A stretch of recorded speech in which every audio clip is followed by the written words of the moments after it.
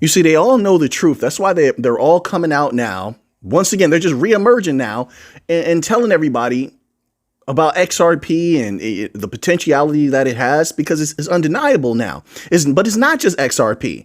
XRP, any bank coin, Chainlink, you're going to hear a little bit about that.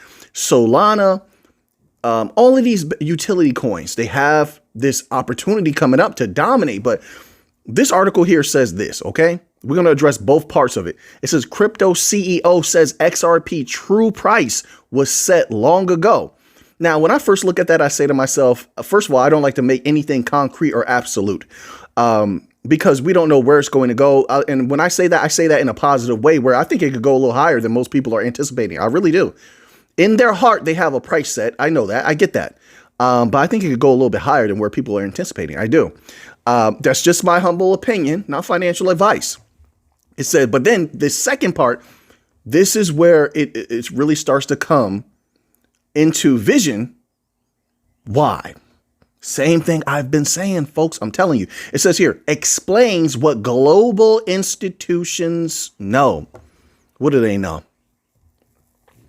Number one, they know that the financial systems of the world, highly fragmented. 1. 2, they're too slow. 3, they're too inefficient. Payments go missing all the time. I don't know about you, but I don't like to lose money. I'm pretty sure companies don't like to send a payment and there's a delay for 2-3 days sometimes, right? Then all of a sudden, poof, where did that go? I don't know. Where did it go? Right. That happens all the time. Shh, they got to keep it quiet. It's just this, it's the same way in the commodities industry where you talk about like oil as an example, and every once in a while, a lot of barrels go missing. I was like, where did it go? Shh, they keep it quiet. A lot of the nasty little things in a lot of these industries, they keep quiet. It doesn't make the news. But that's another reason why the utility coin companies are going to win. Whether it's payments or commodities or any type of asset, it will be traced every step of the way. Institutions know that. Do you listen? So when you start tracing, you start having that traceability aspect. You're saving a lot of capital. You're saving a lot of money. So they want more value to play with. Now you can reallocate that to another program or another product or bringing on more specialized employees. I don't know, but you have more value to play with. They want that. They know it. They know it. They need it. They want it.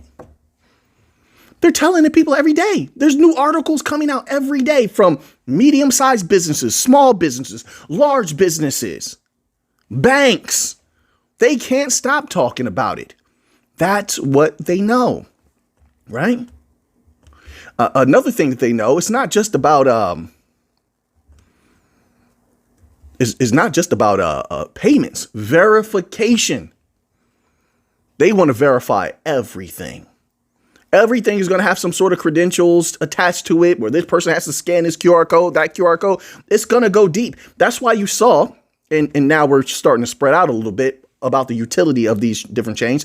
This is why you saw some of these Bankcoin blockchains getting involved in the medical industry, right? You see them getting involved with farming, right?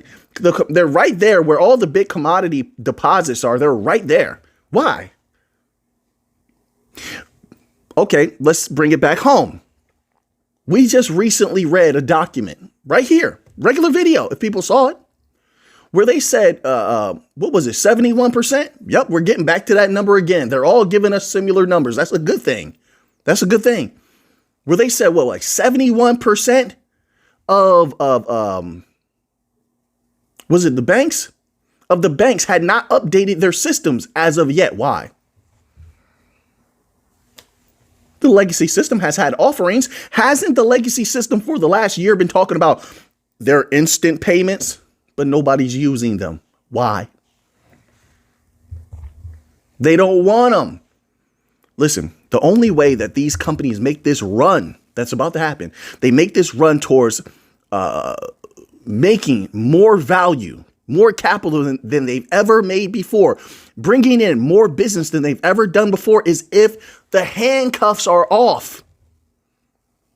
If they can operate the way that they want to, they at least want the opportunity. They can't do that. They haven't done that with the legacy system. You and I both know that in every possible way, the legacy system, clink, clink, handcuffs you. We all know that.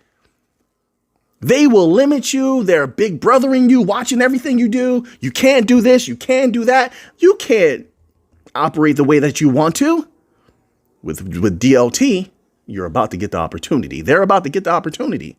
That's what's coming. They know it. They're ready to play. That's why everybody's expecting this explosion. That's one of the reasons why. That's a huge catalyst. So now let's circle back around to all of these large institutions that could possibly be using crypto. They'll have an allotment of it, of a cadre of different types. There's not going to be just one. It's not. Although I do anticipate, my personal opinion, I anticipate XRP being one of them at the forefront for sure. They all serve different purposes. There's going to be a conglomeration there of what these institutions hold. Yes, they're going to squeeze. Why wouldn't they? They're going to squeeze as much value out of these things as they can. But make no mistake about it, if at any point in the future, I keep this in mind, I like to be realistic, at any point in the future, if they feel, and this is why you got to stay up to date with the news, you got to continue to do your research. At any point, if they feel that the sponge has run out of water to squeeze from it, they will cast it away. There'll be something new to take its place as a moneymaker. Now, maybe technologically speaking, yes, something superior may come out. But I mean, as a moneymaker. But I think for quite some time, you're going to see a rinse and repeat process. I said that before because they literally, some of these companies have already said they want to max out the value. What more do they need to tell the people? So I would just, instead of saying something akin to, well, the price is set, like as if there's this one price is supposed to hit that. No, I don't think so. I think you're looking at an amorphous potentiality of growth. I do. And it's going to be up to the people to watch the catalyst. The catalysts are going to determine how high everything goes, whether it's Bitcoin or XRP. Okay, do we have an allotment of central banks using this? Is that big news? To what extent? You got to measure all of this. Is it big news? Because the news is going to bring eyes. Eyes may bring more value. That's one aspect. Okay, how much are these central banks using the utility of XRP? One, are they holding any of it? Two, it doesn't matter if they, and I don't mean hold it like they permanently have it. Don't take it that way. But I mean like they may buy some, sell some, buy some, just like they do all the other different assets. That's impactful, super impactful. But once again, once we get back to interbank payments and private ecosystems, that's huge, huge. That the interbank payments, we're talking trillions of dollars. And we're talking about a system that badly needs updates and needs global reach. Badly. A lot of them are in big trouble, right? Here's another thing, another aspect. Let me throw another little catalyst in there because I see something arising that the DLT companies can solve. Now, in Europe, and I want to say this right now, if I get this wrong, correct me. No big deal. But this is what I'm seeing. Because of all the different rules, MiCA legislation, this legislation, all the different regulatory, you know how the legacy system does. They overregulate everything. And so there's a lot of tension there. There's a lot of chaos there right now within that system. That's what I'm saying. This is why you have articles like this from the Financial Times. The battle for global payment system is underway. This is because they're talking about Europe. They're talking about Europe.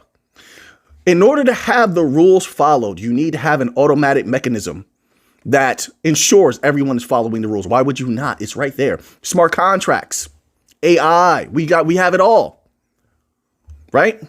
Then if I think it should go two ways. One, you want to incentivize people to use the system.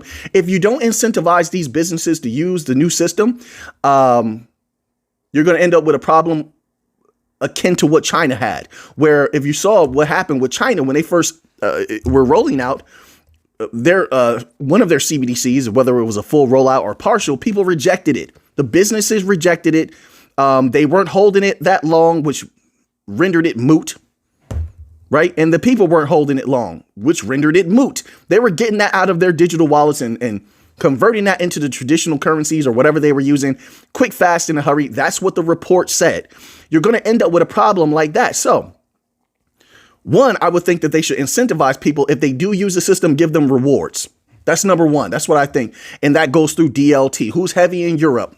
Ripple. Who's heavy in Europe? Stellar, Algorand. These companies are heavy in Europe. There's a few more, but you have to look into that for yourself. Okay. So one, incentives. You can do that through DLT easily, automatically, smart contracts. There you go. Two, penalties are automatic with smart contracts. Okay. They don't follow the rules. AI detects that they're not doing this or that, or smart contracts are used. And here's your penalty. Boom, automatically. So this, I mean, there's so many uses. That's going to bring a lot of value to these systems if they're utilized in that particular way. I mean, another thing, there's so many different aspects. The central banks, I would think, not of their own free will, of course. I think that unless they want to actually step on the toes of the commercial banks, they're going to have to do something like this where they ensure via either AI or smart contracts that they are not stepping on the toes and taking the deposits of the commercial banks. That's something commercial banks complained about. Up until earlier this year, we read a document where they were complaining about that, concerned about that. Then last year, late 2024, we read a document from, who was it from? Was it from the ECB? I think it was from the ECB, right? Correct me if I'm wrong. Where they literally were considering stepping on the toes. You can read all that verbiage, right? I think it probably was in the members only section. They were literally discussing stepping on the toes of the commercial banks. And didn't I say at the time, I said they're absolutely insane. They don't want to bite that hand, but we'll see what happens. But to prevent that, DLT helps prevent that. Using smart contracts and AI in combination with that. Who's going to be at the forefront of that? We shall see. But who was the earliest to talk about that AI implementation? Then they got quiet. Ripple. You know, a few companies talk about it, but they were the first I heard talk about that. My apologies. I got to move a little bit faster today. Today is a heavy day today. I'll just put it like that. So that's why I'm speaking a little bit more quickly. But I'm trying to give you a lot of information. All this you can look up. So that's going to equal a lot of value. A lot of value. There's going to be a scramble. Let's go back to the U.S. very quickly. There's going to be a scramble in the U.S. Make no mistake about it. The people, the businesses, SMEs, SMBs, the banks across the board, the states, everyone needs more capital in the U.S. Everyone desires more capital in the U.S. and they're not foolish. They're very smart. And when the time comes and that next part of the bull run starts popping off, because all of the positive catalysts have remained. They have. When it starts popping off and all of the barriers have been removed, we still have a few more. You still see things getting positioned. We still see that. But my apologies, where did we leave off? I had to go run get somebody brought me a Coca-Cola. Look at that. Don't worry, I don't drink it all the time. It's just a little Coca-Cola. So I had to go retrieve that. I appreciate that too. Anyway, we're talking about the U.S. It's going to be, I'm telling you what I'm seeing. I just don't see a way around it. Okay, now just take the reaction to what's been happening with the stock market, right? Now, if we are to believe all of the different media, which I don't, but let's just say we did, all of the different media reactions where there's this panic and there's this money loss even though the markets always bounce back, at least the last few years, that's the way it's going to be. I could be wrong. Maybe I'm wrong. But I just don't see the bubble bursting yet. Know why? Wait, there's another catalyst. Can you please tell me if the bulk of the capital from the cash pile on the side has moved? Can you tell me that? Right. What are they waiting on? What are they waiting on? Why were the articles buried? It was very interesting, wasn't it? In my humble opinion. How do I phrase this? I just got to put it to you plainly, folks. All the doom and gloom articles were pushed to the front, but the people that were saying, there were people telling companies, not regular people. I saw articles where people were telling companies, now's the time to buy. Why did those get buried? because they definitely got buried. I didn't see any. Oh, they were like pushed to the bottom. You'd see when they get crushed by all the other articles. I mean, I suppose one can make an argument about it being they're just hot news. Yeah, drama does definitely sell. But why did those get buried? Why don't they want the people to know that the companies are going to be the new large purchasers at some point in the future? It's going to happen. They're going to take over crypto, not just Bitcoin, XRP, Chainlink, Solana. This is why you're hearing all this talk about ETFs, because they know it's in the air, but they're trying to keep it quiet. They don't want the people bullish. That's another reason why, once again, I got to just tell you plainly, you're going to have this huge helping of doom and gloom news. They need to keep your morale and energy down while theirs is up. They need to keep you looking that way while they go that way. They need to make you sell or you not be bullish. At least you're holding, but let's say that. But you're not bullish, but they're super bullish. It's a plot. They're planning this. The biggest money grab, the biggest value grab of all time is on the horizon. It's not here yet. Everything we've seen so far is just a taste test, a sample.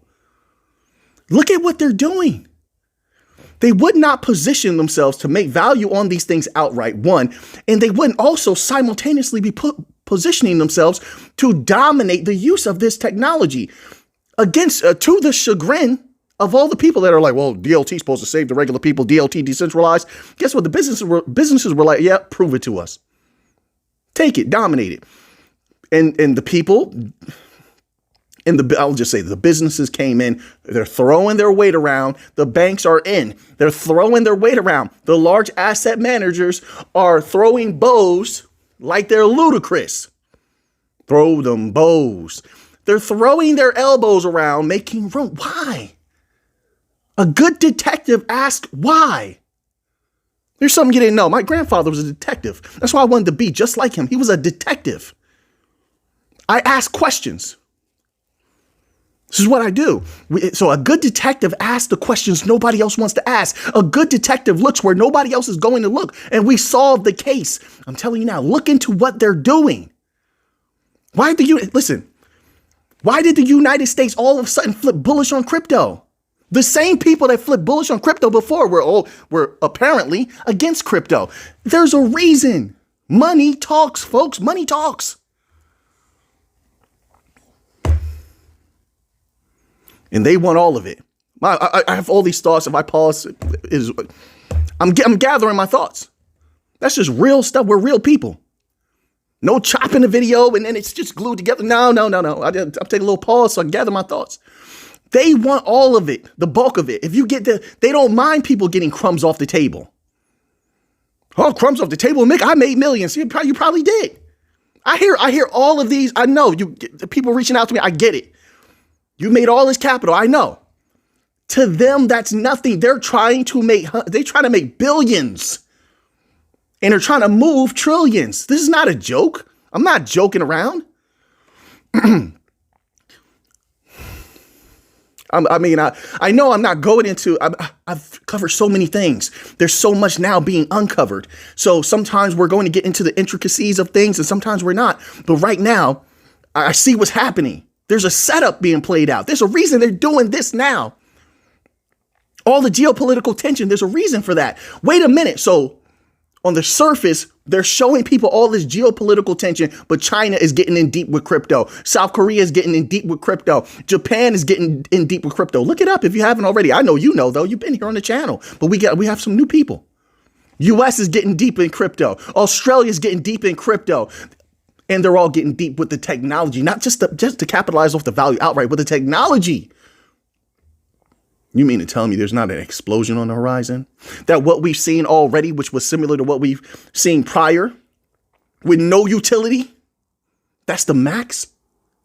Even though you have this new level being reached where the utility is about to be accessed in companies and people and countries that never used crypto before, that they're about to max it out? You mean to tell me that there's not a bigger explosion coming, a higher price coming? I would beg to differ. Respectfully, I would beg to differ. We're just using sheer logic, inductive and deductive reasoning. Both. We have them both.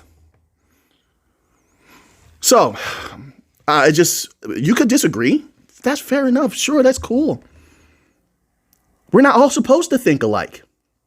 But I believe unequivocally a golden age is coming. Unequivocally. I don't believe it's going to last forever. Nothing lasts forever. Change is the only constant. Everything changes. You change. We wake up every day with a new body. You know that? Our cells are shed. When you showering up, you washing up, those are cells. Your body sheds its cells, regenerates itself every day or so. That's what they used to say. Change is the only constant. A person never walks into the same lake twice. It is changed every moment. Change is the only constant. So I don't believe it's going to last forever, but that's why I feel they know that also. The big timers know that also. That's why, hence, they've said it themselves. I read it to you. They're scrambling. They're working at a breakneck pace. Everything's advancing rapidly. Why? Because they're not going to waste this opportunity, because in the future it may be different and that door may be closed. We shall see. We'll see. So now let's, I have no idea how long this video is now. So let's get to a little bit of, see, we have a little bit of Bitcoin news in. So we have this here. U.S. macro setup to favor new Bitcoin all-time high in the long run. Right now, it's all about the long run. Remember, we read an article recently where we had the professionals, the companies that get paid to do this. They get a paycheck, they get a salary. This is what they do. And they were saying how all the big money people, companies, were doing what, folks? What were they doing? You remember. They said that they were flipping from short term to long term. Why? We always need the why. Why? They're going for long term. It's okay to make short term money. Long term is where that major money is, that value is. That's where it is. That's why all those companies are flipping to long term. Probably read about 3-4 articles like that at the time. Why'd they stop talking about that? Why isn't that a bigger topic? Once again, notice how the topics that they're covering in these articles, I know you read them. I know. But notice how the topics that they're covering in these articles that are very potent, substantial, get buried. They're not talked about anymore. They mostly pump the most superficial topics possible with the least substance. It doesn't allow you to get bullish enough, because it doesn't allow you to generate enough certainty to be at a higher level of bullishness. It doesn't allow you that. Superficiality is by its very nature is very essence shallow. They can give you all the shallow, but they're not going to give you the depth. See, but that's why I'm here.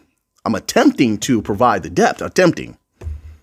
Some may disagree with that, but I do the absolute best every single time. It's no different on here, what I'm doing on here, than what I do in life. I give my best every single moment. I make it count. I don't play with life. I don't. So let's find out what they have to say about Bitcoin right here. So they're talking about the geopolitical tensions, of course, once more. Despite short-term bearish effects of this macroeconomic environment, it says on the crypto market, popular analyst Miles Deutscher theorizes that Bitcoin could substantially benefit from the long-term effects of certain policy decisions. Yeah. Listen, once again, no major catalyst has gone away. No major catalyst.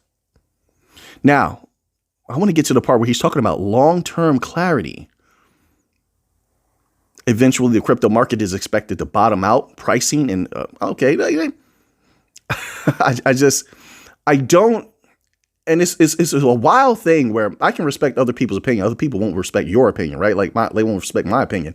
It's absolutely insane. But I just don't feel that a lot of these different negatives that are being highlighted. Sure. Are they negatives? Yes, I understand that. But are they as significant as some people are painting them? I just don't agree with that. I just don't. And like I said, I'm going by what I've studied. I'm going by my experience. There's always a balancing effect. When you have so many positive catalysts, so many nations want Bitcoin. States want Bitcoin. Big money people want Bitcoin. Regular people are going to want it a little bit more, but some of them want it. Large asset managers want Bitcoin. And they're looking for more different ways to utilize Bitcoin. Some of the countries even declaring they may hold Bitcoin, although I don't believe them. I think they're going to sell it like gold. They'll hold it for a little bit and then sell it. I don't think they're going to be long term, like just hoarding Bitcoin. I just don't see that being so when Bitcoin is such a moneymaker. And I do believe they're going to pump Bitcoin. Yes, I do. Why would you not? If you had the power, look, these countries, which are run like companies, do not play fair. They've never played fair. I've said this for years. So why would they begin now? So if you have the ability to pump something that is so easily pumped, the slightest bit of positive news sends Bitcoin's price skyrocketing. It might be the easiest thing that they're pumping out there. Why would you not do that? So another interesting thing that they are adding in here is that U.S. Apex Bank is likely to announce a rate cut clearing the way for quantitative easing. And so they're calling for a Bitcoin to possibly experience a dollar liquidity boost. But they're not saying they're saying that may occur like 2026 or so. But either way, obviously, as they state here at the bottom of this article, when Bitcoin goes off, all the other coins follow. All the other coins follow. So what we're looking at in the future is possibly a sandwiching of a Bitcoin boost to the market, a Bitcoin bull run, at the same time as a utility run, possibly. No guarantees, of course. So we're going to leave off there for today. So now that you have that information, what are you going to do with it? I know what I'm going to do with it. So until next time, everybody, let's get to the money.